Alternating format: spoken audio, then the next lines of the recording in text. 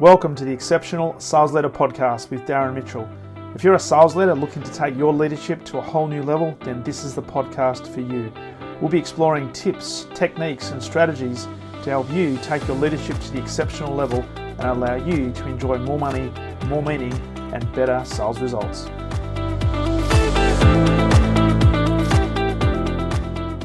Welcome back to the Exceptional Sales Leader Podcast, and welcome to I was just saying before we press record, it is really refreshing to talk to another Australian, and this is not casting any dispersions on any other person on the planet that I get the opportunity to speak to, but it's just different to talk to an Aussie, which is fabulous. Coming in all the way from Perth, Western Australia, Amy Jacobson. Welcome to the podcast. Thank you so much, Darren. It is equally as exciting to speak to you. Thank you. And we were just talking off air before we press record about how we're in the virtual world, and you had some challenges with your camera, and then you said, "Hang on a second, I've just got to close that door behind me." So you turn your camera off, and I said, "Hang on, Amy, surely you're not wearing some tracksuit pants on?" I said, "Jesus, was it that obvious?" The funny thing is, even as I did it, right, because I thought, do I just stand up and run? And I thought, I'll just flick it off. And then as I come and sat back down, I'm thinking, I've got to tell him why. I've got to tell him why I just turned that video off. Well, maybe that's an insight into the topic we're going to talk about today, being emotional intelligence. Because maybe my social awareness was such that you're on it. You're on there it. you go. Yeah, you picked up on it. Hey, really looking forward to this conversation.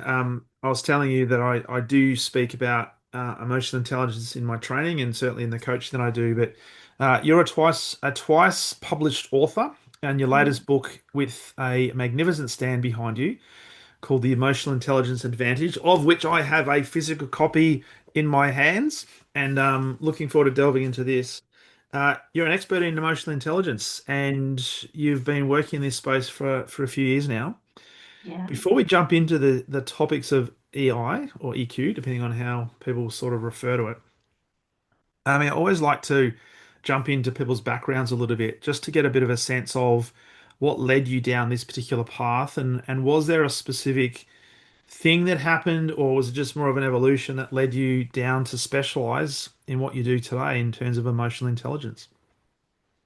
I think it was a bit of an evolution when you look at it, but I even think it was quite circular too. In when I look back to my late teenage years, I always had a fascination with the mind, and I actually really wanted to go into forensics, so Right. criminology and forensics, and I was fascinated with the way that some people's minds could be so messed up to do just such horrible things. Mm. But as I started to kind of dabble in that area, I quickly realized I found it really hard to switch off. So, really hard to distance myself from what I was hearing and what I was seeing. So, I kind of knew that that wasn't going to be the path for me. It wasn't going to be a Yep. healthy path. So, I actually went into corporate world. I was in corporate world for over 19 years. I absolutely loved it. There's a lot of people that, get out of corporate world and are so thankful. But I have to say, my experience in corporate world was a good one. And probably the last, it probably would have been around 5 to 7 years in corporate world. I spent being put into different roles in different areas of the organization that were just really lacking in team engagement, in leadership, in, survey results from the market or market share. And I was put in there with no technical skills in the area that department kind of had, but just to get in there to help people with their emotional intelligence. And I absolutely loved it. I loved that, you can have some people that are so switched on from an IQ point of view, and they really know what they're doing, and they're experts in their field, and, some of the best in the industry. But there comes a point in time where your IQ is not enough. You have got to have that balance of emotional intelligence, and just getting in there with them and helping them to understand their wirings, what makes them tick, but also the impact that they have on the people around them, and being able to see some of those teams like really turn around and increase their engagement, increase their performance, increase everything that's there. It's a true measure, right, that shows that when you've got any workplace environment, you can copy products, you can copy service, you can, it doesn't take long for your competitors to get onto the same things as you. But the one thing you can't reproduce or copy is the people, and it is that emotional intelligence balance in each organization that kind of like that's what influences the true success. Mm, So I did that for many years, as I said, and then I got to the point where I thought, how can I help more people than just the ones within this industry? And always loved, speaking and running programs and things like that. So yeah, took a bit of a chance and just went, mhm. I'm gonna take a chance on the one thing I can control in this world, and that's myself. So thought I'd give it a go for 6 months and see how we went, and here we are, like many many years later, and it's yeah, I just love it. I think I'm just that fascination with the mind has always been there, but I love now really getting people to stand up and own who they are and take responsibility for it and Yeah. know that you can make such a difference. And it's not necessarily about changing who you are, it's about understanding who you are and working with that rather than Mm, against it. yeah. It's a it's a great it's a great comment you've just made there. And what I was going to ask you is, when you were back in corporate, you came in and made some changes or helped them develop their emotional intelligence. I wanted to ask you directly, when you were doing that at the time, did you think you were actually doing and applying emotional intelligence techniques, or No. were you just trying to help them to be better contributors, better collaborators? Yeah, I definitely hadn't labeled it emotional intelligence then. I can remember going in and just coming in from a leadership point of view and from a humanistic point of view to really challenge them. And I can remember when I started to think about, okay, I want to branch out more than just the industry that I'm in. And Mm. I had so many conversations with people that would say, you helped me so much, Amy. This was amazing. I'm so thankful. And I'd be saying to them, like, what is it exactly that I helped you with? Like, can you tell me exactly what that was? And when people started, I kind of had this list around communication and confidence and drive and motivation and Mm. self-awareness. And it wasn't until I kind of captured all of that together and sat down, looked and went, oh, like it's emotional intelligence. That's what it Yeah. is in every Yeah. aspect. So it definitely did take me a while. And I think, that speaks to that whole area around the fact, and that's why I published my first book, Mm. was the lack of understanding of what emotional intelligence really is. So let's talk about that because, as I said earlier, I do some training with obviously organizations, sales teams, and sometimes non-sales teams, and particularly around leadership. And one of the core modules we talk about is emotional intelligence. And I often Hmm. ask the group, okay, we're going to talk about emotional intelligence, but before we even think about that, I want to ask the question, what is it? How do you define it? Yeah. And what's fascinating is we get so many different responses in terms of what emotional intelligence is. Now, Yeah. my own career, I know a lot more organizations today, and probably it started, I reckon, maybe 10 years ago, maybe a little bit longer. Hmm. When it comes to bringing people in, we just don't want people who are really smart, who have a long track record of performance. We want people who are, quote unquote, emotionally intelligent, who are good characters. Yeah. So if we can start, what's the Amy Jacobson definition of emotional intelligence? So I have a bit of a quote that I say that it's not what you know or what you can do, it's the how and why you do it. Okay. And I think that, the what you know and what you can do is your IQ, but it comes down to your how and why you do it is really where your emotional intelligence is. And that's everything from understanding ourselves and what makes us tick, but also understanding what makes other people tick, what, Mm. our impact on them is as well, and how well can we communicate and achieve what we set out to achieve. It's interesting. And how many people that you work with in organizations now simply don't get it? They're really good at Oh, what they do, but they can't articulate it. yeah, yeah. I think I'd probably say over the last 5 years, we're seeing a really big shift in this space, and I'm sure you've noticed as well, Darren.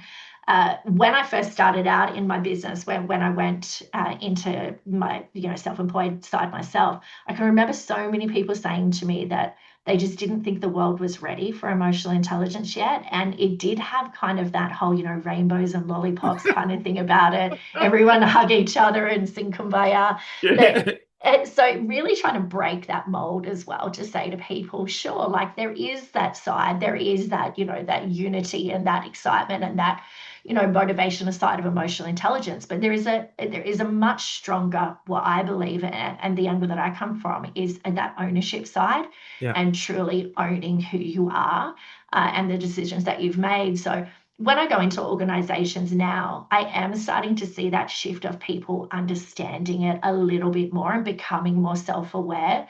Yeah.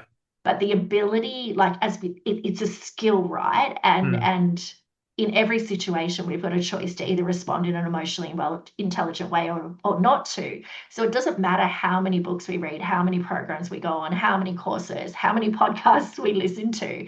That's not going to make us emotionally intelligent. It No. takes application in every situation. And when you look at the workplace is such an intense situation that you're around people that you might not have a lot in common with. So therefore, our emotional brain is like it's firing in so many different Mm. situations, which means it's a daily ongoing challenge to apply emotional intelligence Yeah. before our emotional brain takes over our logical brain. And you're so right because there's so much going on because we're dealing with human beings, which, by the way, I think are predictably unpredictable. Right. And you've got all the different communication styles, you've got personality styles, you might have different cultures, different backgrounds, different demographics, different values. Our brains are always searching for commonality, but they're also aware of difference. And that's where the emotional intelligence component comes in from my perspective, in that if I can go into an organization, it's going to be easy for me to relate to people who are similar to me. And it's almost like I feel comfortable and I don't necessarily have to try as hard because it just becomes a little bit more seamless. It's Mm-hmm. where people are different that I have to try harder, that I have to really think about what sort of language do I need to use, how do I need to be in that particular situation, which does take work. And the positive thing, which I'm sure you'll agree with, is we can learn to develop these skills. It's not something that Yeah. is you're either born with or not. But as leaders in particular, we need to be those chameleons, but without losing who we really are. So Yeah. I love your thoughts then before we jump in, because I know there's 5 parts to the methodology that you teach in your books. In your comments or your thoughts around this concept that we often hear around authenticity. Yeah. So, authenticity, look, it was a bit of a buzzword. It still is a buzzword, right? There, but there is so much truth, I think, that comes with it. And I'm the first person to say that when you're working on your emotional intelligence, you can change. Absolutely, you can change who you are and you can change your wiring. Is it easy? No, it is. Yeah. It is absolutely not easy, but it is possible. But it's not something that I encourage people or tell them that they need to do.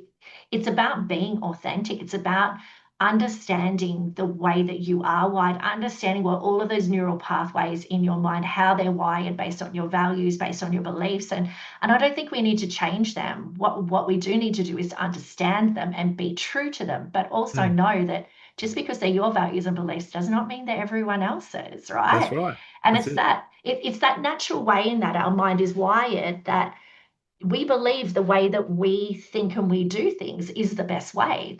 That's why we do them that way. Mm. So when we come across somebody who does it different or thinks different or has different values and beliefs, it's kind of like that alarm bell goes off in our heads and says, like, danger, danger, something's wrong, like our mind is telling us this is how it should be, but they're telling us something different. Yeah. And that is where that you've got to find that balance between being authentic, but as you said, too, being adaptable. And I think the Mm. greatest leaders and the greatest human beings are people that can get out of their own head and know that it's not always about us. How do I adapt to the person and the situation in front of me right now? What do they need from me? Yeah, and being really open to that, which means you need to be curious, you need to be non-judgmental, Mm-hmm. and empathetic, right? So I was talking to a person earlier today on the podcast, and we were just reminiscing about times back in 2008, 2009, where if you had have put words on your resume such as empathetic, curious, you would never have got an interview because particularly in sales, it was like, hey, you need to deliver results and get shit done, That's right. right? We don't want you to feel, we want you to sell. That's it.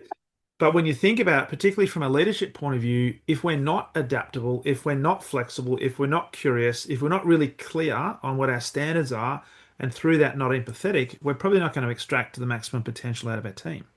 That's right. And I think too, when we look at the sales angle, I, I think emotional intelligence, like not having emotional intelligence or not leveraging your emotional intelligence, isn't going to stop you from getting sales. But I think Mm, leveraging your emotional intelligence will get you sales faster and will get you more authentic sales. mm, And it'll actually genuinely help the people in front of you, because when you can take the time to actually understand, as you said, the way that they're wired, their different purchasing processes, their different decision making processes, then you're actually selling something that is beneficial to them. totally, totally. So let's talk about emotional intelligence because I know you do a lot of work with organizations and clients and leaders and helping them through change. Because part of any leadership responsibility is not only driving results, but it's also having challenging conversations, difficult conversations, leading people through change programs, dealing with Yep. adversity and stuff like that. Can we just touch on, because you've got a five-part methodology or five-step process around Yep. emotional intelligence. Are you able to just take us through that and let's explore what that means for leaders, particularly in 2025? Yeah, absolutely. So the first step of emotional intelligence is what I refer to as own it. And what I mean by own it is, I mean, like, own who you are, like, own the decisions that you're making in your life that have brought you to where you are today, own the values and beliefs that are driving them, own how well you manage your own emotions, and own the impact you have on the people around you, all of that real self awareness, ownership, right? But it goes further than that. It also goes to the point where you have got to own the reality of the situation. You've Mm, got to own the reality that there are some circumstances that we cannot change. There's some circumstances that we have no influence over, no control over. And we have got to get to the point, in order to move forward, we've got to get to the point where we've owned the reality. And I think when we look at leadership, especially in that workplace area, and especially when it comes to change and difficult conversations, mm, sometimes things happen that we don't completely agree with, or that we're not on board with, or that we don't want to happen. But at the end of the day, you have got to accept the fact that it's happening, mm, whether you like it or not. So that first step is very much about that ability to understand ourselves and what's driving it, but also to take responsibility for it and accept the fact that you can push back and you can fight it as much as you want, but it's happening. It's happening. So with that, when you think about, because I love to delve in deep with some of these, with the own it part, I talk to leaders all the time about your number one responsibility is to take responsibility, and that is define reality. You may not like what's happening. You may not, you might prefer a different reality, but the first step Yeah. is define what reality is. And Yeah. sometimes you have no control over that reality, but you've got to be able to articulate, identify it, maybe put some language around that. But also as part of that, I'm interested in this from your perspective around the own it piece. Also be aware of what are the emotions that might come up because of that reality and recognize what those are, but also either regulate them based on what's the behavior I need to have despite that reality, or if it's a good reality, how can I Yeah. leverage that emotion for good and for to leverage it positively? What do you, Beautiful. So yeah. perfect segue into step two, which is face it. So it's like we prepared this earlier. So step two is what I refer to as face it. And face it is when all of those emotions come up. So as you said, regardless of what the emotions are, and I'm a big believer in the fact that I don't believe there's such a thing as good or bad emotions. What there is appropriateness and severity levels. So Mm, in each situation, there will be an appropriate emotion, and the severity levels. There's a big difference between a 9 out of 10 angry and a 2 out of 10 angry. yeah. So at that face it point, every emotion that happens though within our mind and within our body, because we know they're interconnected, they have got to be faced. They are happening for a reason. So ignoring any of those emotions that are coming up is like putting a pressure cooker, putting the lid on the Mm, pressure cooker. They are going to explode at some point in time. yeah. So with that own it and face it, they're really interchangeable in the fact that as those emotions come up, we kind of loop a little bit in that area, because we've got to own those emotions as well. We've got to understand, well, why am I feeling like that? Where is that coming from? What purpose does that drive?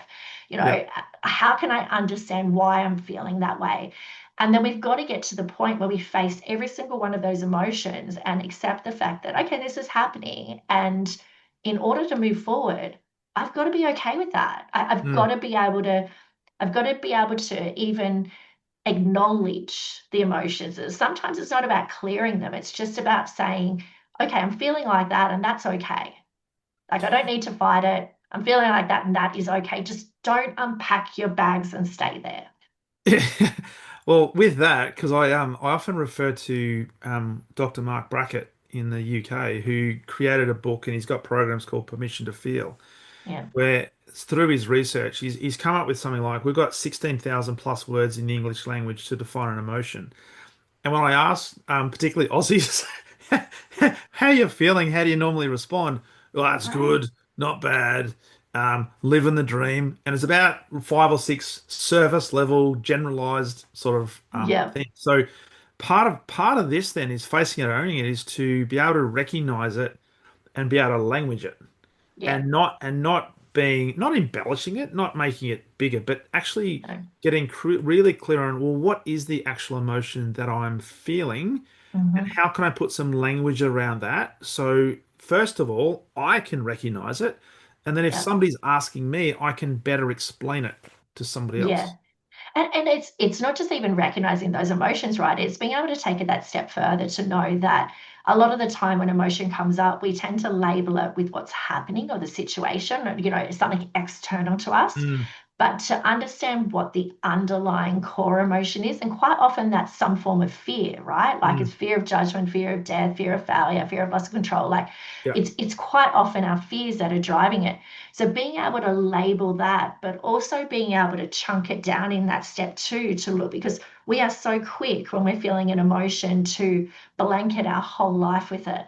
To yeah, say, if we're having a bad day, it's a bad life. Like, if something isn't going well in our life, like everything's terrible. But you're right, Darren. It's not just being able to single out what is the actual emotion that I'm feeling. You got to look and go, what is the core emotion that is driving that? But also, in what pocket of my life is that happening? Because mm, it's highly likely that it's not happening in every area. So the more you can narrow it down, the more you can focus on it, process it, and as I said, right, clean that slate rather than unpack your bags and stay there looping in it. yeah. So how much of that then presupposes that we're really clear on what our core values are or what we stand for? That we when we have situations that and potentially when situations happen that we don't expect that might invoke or entice an emotion, that we have this ability to put it into a box or to compartmentalize. I always Yeah. have trouble saying that word. Yeah. And say, well, this is this emotion in the context of this particular situation at work. It Yeah. doesn't now have to affect every other part of my life or every other part of my business life. But it's Yeah. just this situation. It definitely relates to those values and beliefs, right? Like if we look at it, if we have a really frustrating moment in the workplace, and we can look and go, okay, I recognize the emotion. The emotion is frustration. But then if you can dive deeper into it and say this frustration is actually occurring because somebody has crossed a line on a value that I feel really highly about, of respect, Mm. right? So Yeah. it's not just going, I feel frustrated, it's saying I feel frustrated, but the cause of that frustration is the lack of respect that that person just showed. And respect is a really big value to me. Mm. So when I look at any workplace and I'm working with people, majority of the time when you have conflict within a workplace or conflict within life, it is because people have different values and beliefs. That's what it Yeah. comes down to. That is what's creating that tension. So when we can work out what value or belief is under pressure, then we've got to weigh it up and go, okay, what am I comfortable with here? Because it's okay for people to have different values and beliefs, but based on those values and beliefs, there's going to be some of them that are just, they're non-negotiable. Mm. Like for us, they are a non-negotiable value or belief. Yeah. And that's where we've got to look and go, okay, we've got to own this situation because I can't change anyone else's values and beliefs. I have no control over them, and No. nor should I. So I either need to remove myself out of this situation or be comfortable with the fact that they have different values and beliefs to me. Yeah. Which is part of, I guess the social awareness to recognize that just because I have a certain value doesn't mean everybody else should or will or does share the same value. So Exactly it's right. the internal versus the external, I guess, locus of control. And you see it all the time that I don't agree with you, therefore I'm going to try to convince you that I'm right and you're wrong. And it's a shouting match, it's a fight, and that could be the wedge that drives people apart and causes dysfunction. in teams.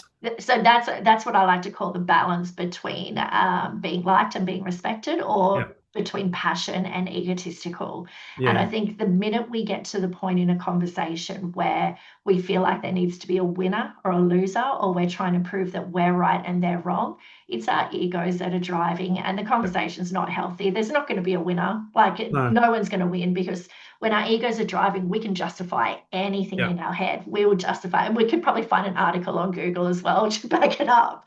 But it's yeah, it's never healthy when it gets to that point. And in the work that you do, is there any one of these steps to the first two? Because we'll talk about the next three as well. But is this where some of the blockage actually exists, but Absolutely. people are not, they don't want to, or they're trying to, you know what, if I actually embrace this, if I own it, if I then face it, it's almost like I'm literally putting up a mirror Yes. to myself, and I may not like what I see. Yeah. So this, I will always say that face it is the hardest step in Okay. emotional intelligence. I think, a lot of the times people say to me, Amy, like I know who I am and I own that, but I just can't control it. Okay. And I just don't know what to do with it. So the awareness is there, but the regulation or the control is not there. These first two steps of the process, we are 100% in our own head. So this own it and face it is 100% in our head. It's all about us. And the ability to get past these and into that third step where you get out of your own head, some people just don't get there. And what we do is we just loop round and round Yeah. and round, because we're feeling the emotions and we're not owning it. But then we try to own it, but then the emotions come back up and we're just like, It's just like, we're caught looping. And I think we've all been in that point before. And we've been at that point where we've been around people who are caught in that looping motion. Yeah. And sometimes it takes a bit of tough love with ourselves, with that mirror, or with other people to say, let's just stop for a minute, because this is happening whether we like it or not. And the Yeah. only person that's getting worked up about this is me. So let's balance this Abs- out. Absolutely. And then having somebody who is either a mentor, a buddy, a family member, somebody who you have a high level of trust with, Yeah. that can have that, I guess, candor-based conversation. Because if you say, I recognize it, but I can't control it, Yeah. that to me says, well, I'm now externalizing it and trying to justify my behavior and not That's right. taking ownership of it, right? That's right. So Stop being too. own your shit. Yes, that's exactly what I like to say, Darren. Own your shit. But it is, and I think, look, I'm a huge supporter of mentors. I think having the right people in your network and in your community that you can speak to is really important. It takes me back to an earlier comment that you said, though, too, Darren, is that when we walk into the workplace, we naturally gravitate towards people that are similar to us. Yes. And I would always, always recommend that people find a mentor that is not similar to you. You've got to find that person that is kind of the opposite, that can Yeah. balance you out, because a lot of the time what we do is we gravitate towards the people that will add fuel to our fire. So when we go in and we vent and we whinge, and people are like, yeah, you're right, it just kind of builds it, right? Where you want somebody who's going to listen and then say to you, okay, let's talk about this. Is it Yeah. really that big a deal? Like, what's driving this? How do we get past it? How do we move past it? And sometimes it's a real battle to do that in our own Mm. head by ourselves. Sometimes it's going to take somebody else externally to be able to say those words to us to really snap us out of our own looping. It is. But if we can do that, it probably, would you say that it helps us better, more effectively deal with the second part, which is face it, and then moving into the third part, as in feel it? Absolutely, Yeah. absolutely, it does. I mean, you cannot, to me, emotional intelligence is a process. So it's not just your five key fundamentals, right? And you cannot get to stage three unless you can own it and face it. Because Mm. even if you can bluff your way through and then go, oh, yeah, I'm just going to get out of my own head and get to that next step, you'll get dragged back. Like Yes. there's no tricking the mind when it comes to that. Like it will drag you back, and people will see straight through it. And there goes your authenticity word again, right?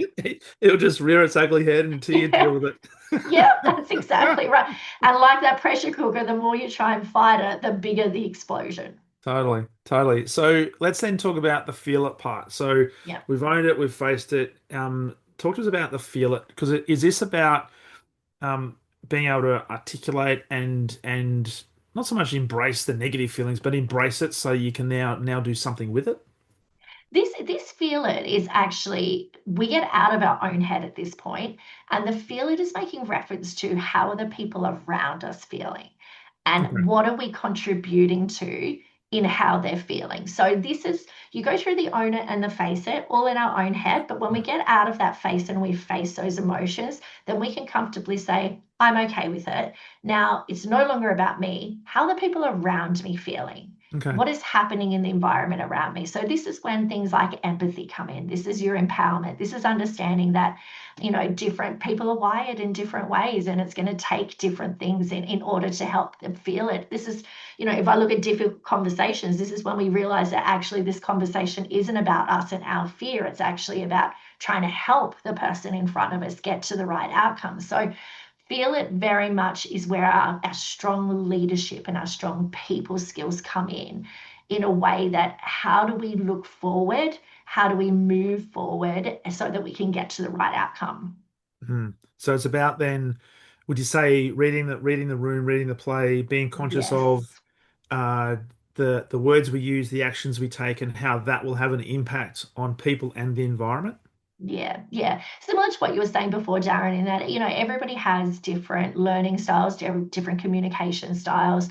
And especially when I look in the workplace, right, we play different roles, not just by job title, but we play different roles. So in that workplace, we've got people who are real work machines that smash through the work, and Mm, their quantity is really high, but their quality might not be as high. But then you've got your analysts who are so, specific and detailed, and their quality is just through the roof, but their quantity isn't as high. and mm, and in this environment, in this feel it space, you've got to understand that you need both types of those people to run a successful team. You cannot yeah. have a team just filled with one, and then you've got, three other roles that play into it as well. So the more you can start to understand what makes people tick, and especially as leaders, especially in sales, right? When you're dealing with your potential customers, if you can understand what it is that's in their decision making process, what it is, how they prefer praise, how they prefer communication, how they're going to actually process the information. Do they need it Mm, straight down the line, or do they need it sugar coated? yeah. Once you start to understand that part and really understand that everyone feels in a very different way, that's when you take a notch up on that leadership scale. So with that, Amy, you mentioned before that the first two parts were in our head, and the third part is when we're now starting to be more aware. Um, Mm-hmm. how challenging is that for a lot of leaders who perhaps have been used to working in a high pressured environment? It's all about the results and, leave your feelings at the door, Amy. Yeah, There's no yeah, kumbaya here. Just yeah, get shit done. How hard is it for leaders who perhaps have been working in an environment where it's been less about how you feel and more about just getting stuff done to make that transition? Because as you were talking, I'm thinking, well, are there any specific strategies or techniques that people can use or questions they can ask to really start to build the muscle around feeling it? Because it's one thing to be understanding how you're feeling and owning that and then yeah, facing it, but it's another thing entirely now to say, well, how does that impact my team, and what sort of questions do I ask to try and understand how they're feeling? What are they yeah, what are they responding to? Are they more likely to be responding to a hug or a clip around the ear? So yeah. what are your thoughts on How to on that? So when we head into that third step, feel it, and the fourth step, which we'll talk about in a moment, ask it. These are the two steps that are skipped in majority of situations where emotional intelligence is not done well. And what we tend to do is we own it in our own head, we face it in our own head, we go, okay, we're fine, and we just turn around to people and say, just drive it, just do Yep. it, right? And what happens naturally is that we give ourselves excuses like we don't have time to talk through with them, but we don't have time to, find out how this person is feeling. But what happens at this point is when we don't actually take the time to do this, feel it, people are kind of looking, going, well, what would you know? Like, Who are do you you, even, Amy? yeah, like, do you even know the impact that this is going to have on me and the rest of my team? Do you know the impact it's going to have on our customers? Like, how long has it been, Darren, since you were on the front line and you actually knew how to do this process, right? So people are starting to question, and they're going, who did you engage in this? Like, who did you consult? Who did you ask questions of? So this feel it, is it easy? Is it natural? In the old style workplace, it's not. And I think that's where we're seeing this shift, Mm, right? In that when we don't do the feel it and we don't do the ask it, we leave people behind because people's fight or flight mechanism kicks in Yeah. and they kind of go, well, no, I'm not on board with this. I'm not just going to do what you tell me to do because when you look at human beings naturally, we don't like being told what Mm, to do unless it's an emergency. So looking at that situation, it's got to make sense to us in our head. And if we don't take the time and look, you can, like, obviously, you can go through a really detailed process in this, but you can also just ask one simple question, and that is to mm, people, how do you feel about this? yeah. Like just Yeah. one question, right? How do you feel about this? Yeah. And the difference that it makes just with people saying, well, actually, I'm a bit overwhelmed, or I'm a bit confused, or I'm not sure I've got it, or, I'm worried. And you just being able to actually talk that through. If that doesn't happen, they're building the pressure cooker in their head. Mm. They're stuck in that and it's going to explode and you're not going to have them on board.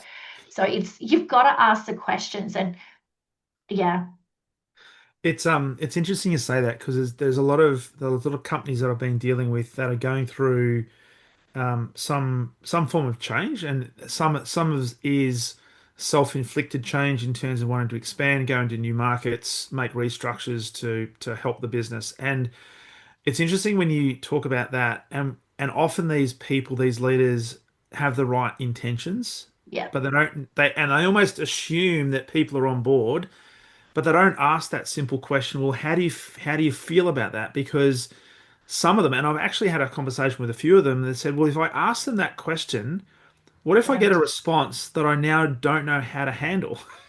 The Well, fear, right? so it's easy for me not to ask the question. I just assume Yeah. that they'll be on board. Yep. That's a protection mechanism. And that's the same with change and it's the same with difficult conversations that defense and protection mechanism that kicks in with us that has been wired into our mind that says we must protect ourselves and most human beings don't like difficult conversations and that Mhm. difficult conversation can be any emotion, right? It could be somebody when you turn around and say how do you feel about this and they burst into tears that is just another emotion, the same as somebody turning around and yelling at you or being angry. Yeah, They are all emotions, and emotions mean that difficult conversations need to happen. yeah, And the more that we avoid them, the worse they become. That build up, right? But yeah, I think it's too, Darren. It's that history in workplaces that I'm sure I could walk into any workplace and ask pretty much every leader to tell me what the technical qualifications were on each of their employees, like what yeah, they're capable of doing, what their authority limit is, what their skill background is. yeah. But what we miss out is the emotional profile. What is the Yes. emotional profile of that person? And I put it into sporting terms, right? We're a big sporting family. Yeah, There's a big difference when my son plays basketball so I'm heavily tied up in the basketball community. There is a big difference when you come off at halftime. If you have a team that is currently losing, there are going to be some people in that team that the best thing you can possibly do for them to get their motivation back up is to give them a bit of a kick up the butt, going, what are yes. you doing? You're better than this. Like, we practice this over and Who over. do you think you are? Yeah, right.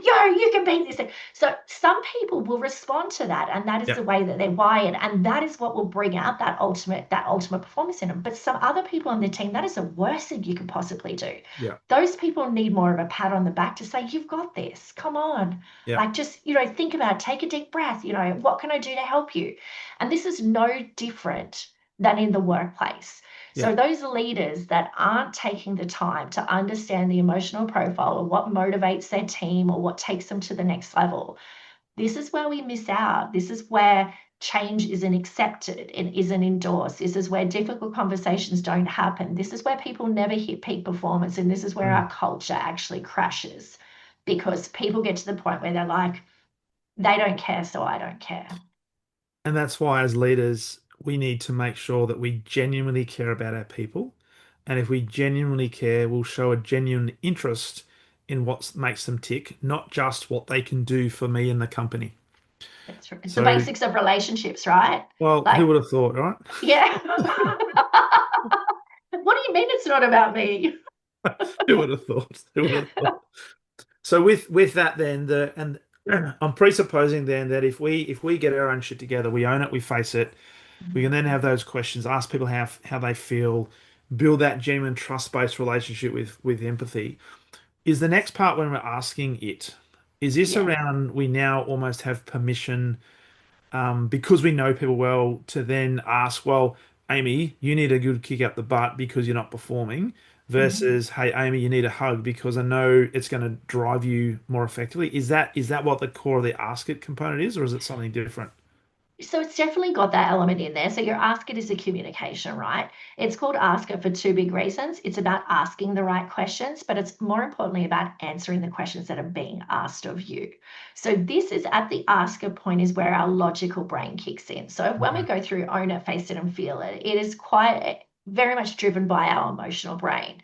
When we get to ask it is when the logistical side actually kicks in and we go, okay, what do we need to do? What are the actions? What do we need to do in order to move through this? So if I look at if I use change for an example, right, that Hmm. own it and face it is all about truly like owning the fact that this change is coming, owning the fact that there is no such thing as perfect change, that we are going to lose something because we always lose something in every form of change, being able to face those emotions and being able to understand how that people around us are feeling. But then when we get into ask it, it's those logistical questions. Say, okay, what date is this change going to drop? What will it Hmm. look like? What is the process that comes with it? What do I do if something doesn't go well? What is our, what's our risk mitigation, or what's our backup plan to be able to Yeah. make sure that's okay? So this ask it is your very factual, it's your doing side. It's okay, what do we need to do in order to make this happen? And same as in your difficult conversations, this is the point where we go, well, how do we fix this? Yeah. Like, what Yeah. are the actual actions that Yeah. we're going to take? And if you've done all the previous steps really well, you should have a really solid foundation where you get permission to have the conversation that you need to have, because the person who you're having that difficult conversation about, whether it be performance or change, they know what the intention is, and the intention is not to get rid of them. The intention is not Correct. to burden them with more work than they expect. It's to Yeah. help them transition through into the new world using the old hero's journey terminology, right? So Yeah. that's a logical one. Because then if you think about, because I often refer to JP Morgan as the person that said we do things for two reasons, the right and the real, which is the emotional, logical, and political, Yeah. cultural. So, from an emotional intelligence point of view, because sometimes people hear this and they say, yeah, emotional intelligence is all about the emotions and how we feel. But what you're saying is there's also a really logical component to this to say, well, it's one thing to feel something, but we still need to then think about what are the actual steps we've got to take. So, Correct. what are the specific things we need to do? And then I guess the final part is, well, go do it, which is the drive Yeah. it. And that's exactly right. That fifth step around drive it, right? Because I think there is that misconception out there that says that emotional intelligence is about recognizing your emotions and feeling your emotions. But you're actually, if you are indecisive and you are not moving forward and you are not achieving or progressing, that's not emotionally intelligent. No. You've got to, yes, feel the emotion and go through it, but you can't get stuck looping there waiting for a perfect response. You have got Mm, to get to that point in drive it where we say, okay, let's move forward. How do we move forward? How do we drive this into the future? Like, we've looked at the past, we've looked at the lead up, we've looked at the emotions, we've asked the right questions. Now let's actually make it happen. Less talk. This is when the shit hits the road, right? Like, make it happen. get shit done. Yeah, that's right. And if we do the previous steps well, we shouldn't be burdened by not making mistakes, because we know we'll probably do implementation imperfectly. That's And right. if you think about any change of any organization, whether it be big organizational change or small organizational change, I don't think there's any change that's ever been perfect. There's always been something that Never. happens. Yeah. Yeah, I like to joke around and say, like, unless your world is Disney World, it's not perfect and it's not going to be perfect, right? There is no such thing as perfect change. And the reason why we do change, I like to look at that whole 80-20, right? We choose to change and to do something different because there is 80%, you'd like to think, around Mm, 80% gain. But there's mm, also going to be things that are not perfect. There's also going to be things that were better in the previous world than are, in the new world. And that's okay. But what we tend to do with change is we tend to sweep that 20% under the carpet, pretend like it doesn't exist, yeah. and say to people, oh, this is amazing. Like, you're going to love it. It's so much better. And, we do that hard sell component. So then what people do is they will find that 20% and they will wave it in our faces and go, ha ha, you said it was amazing. Look what I found. This isn't as Yes. good. So Yes. that drive, it is being able to find that balance to be able to say, it's not going to be perfect. And you know what? We probably won't get it right the first time. But the thing is, as soon as we've driven it, the process starts again. So you've got to own it again. You've got to drive it and then go, okay, this is the outcome of us driving it. It's not perfect, but I've got to own the reality that this has Yeah. happened. So then how do I face the emotions? How do I feel it? How do I ask it? How do I drive it? So it is just that constant process that we're going through in our mind to make sure that we are progressing Mm. forward and not getting stuck looping in a certain area. Yeah, it's a great way of explaining it because we often talk about don't get things perfect because there's no such thing. Yes, we want to have aspirations to hit a certain objective, a certain goal, whatever the future looks like, but focus on making progress. So if you're making progress and you're demonstrating the right behaviors, we're on the same page, we're demonstrating collaboration, empathy, and all the things that we want to see, Yeah, then we should be in a much better position to achieve what we want to achieve. But it doesn't mean we will because there's always going to be challenges. But to then have the resourcefulness to be able to deal with those challenges is what that's is what we're right. talking about. It's how we respond, Yeah. right? It is, we know, and as I said, like I'd never call myself emotionally intelligent because there are situations where I don't respond in an emotionally intelligent way because my emotional brain takes over, and that's the natural wiring of our mind. But it's how we choose to respond when that logical brain does kick in after the emotional brain, and we realize that we weren't emotionally intelligent, how we choose to respond then and the actions that we take. And that's the same as when things aren't perfect, when we don't do it perfect or when things don't go perfectly. It's how we choose to respond in that Mhm. situation, because again, we've got to own it and face it and get Yeah. ready to move forward again. It's a Yeah. constant movement. It is. But and you were just saying that you're not always emotionally intelligent. Hang on a second. Aren't you the two-time author of books around emotional intelligence? Well, Are you, hang on, Amy, you saying you're not a guru? do you know what? Like my 18 and 16-year-old kids, they will turn around to me at times and go, well, that was very emotionally intelligent, wasn't it, Mum? Take And do you that. know what, though? Do you know what? They're right. And that's why I truly believe that emotional intelligence is not a personality trait. It is a skill. And that's why it's why we can deliver, why we can grow it and develop it, is because it's one of those things that you have a choice in every situation. Yeah. And sometimes we just don't get it right. And that comes down to the acceptance that emotional hijacks is part of our wiring. When that emotional brain takes over, there's no logic in play. So we're not going to get it right every time.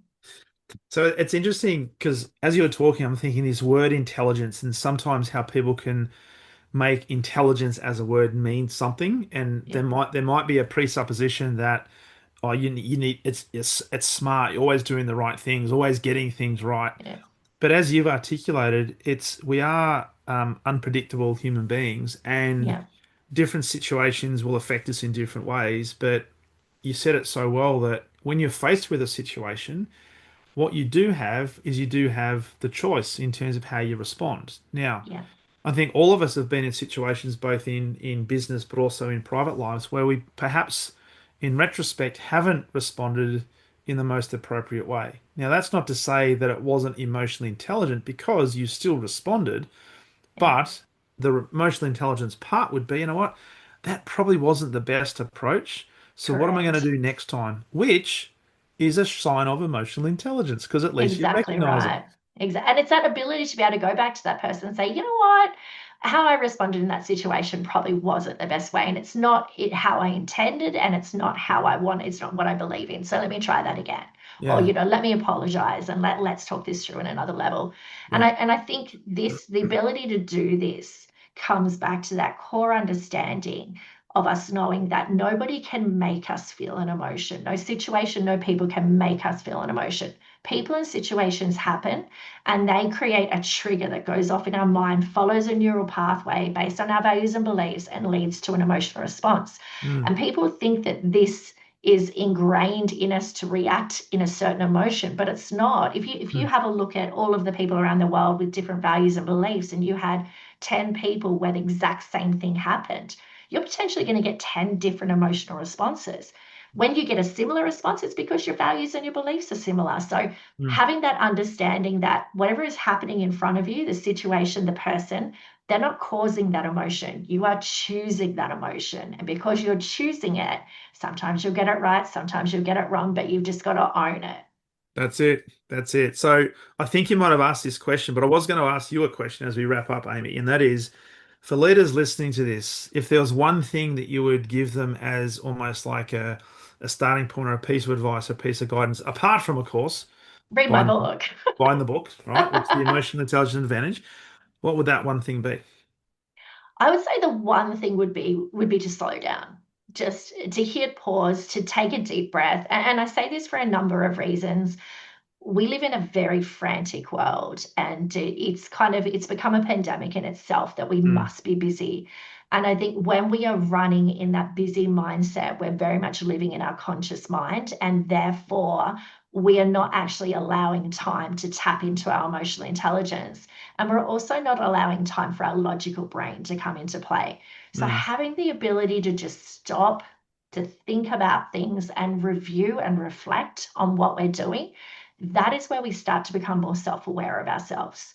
So yeah. even if just today you can start by, just pausing and counting to three deep breaths, and even that in itself will allow things to slow down in your mind and in your body and let your logical brain kick in and really then reflect at the end of the day, reflect after a conversation and say, how did that go? Did that go well? Is that how I wanted it to go? Like, Yeah. if the answer is no, don't be fearful. Like, own Mm. that shit and do something about it.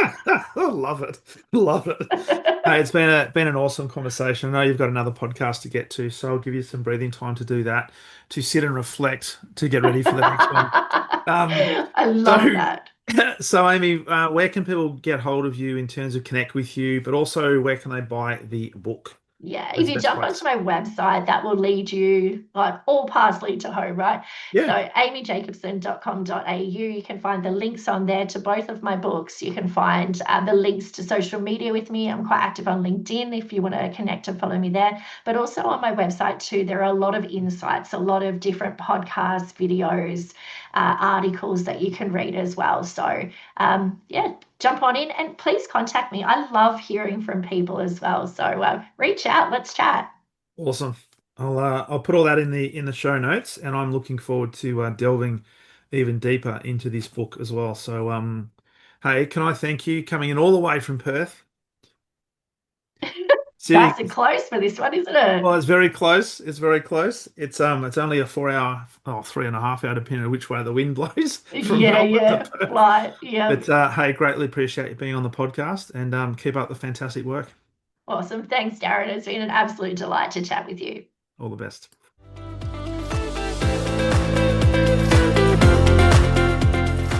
Thank you for listening to the Exceptional Sales Leader podcast. I trust the information in this episode has been helpful in your journey towards becoming exceptional. And remember, please take the time to rate the show, subscribe to the show so other people can find it. But also, if I can help you, jump on my calendar, go to leadwithdarren.com, and let's have a conversation about how I can help you along your journey to being exceptional.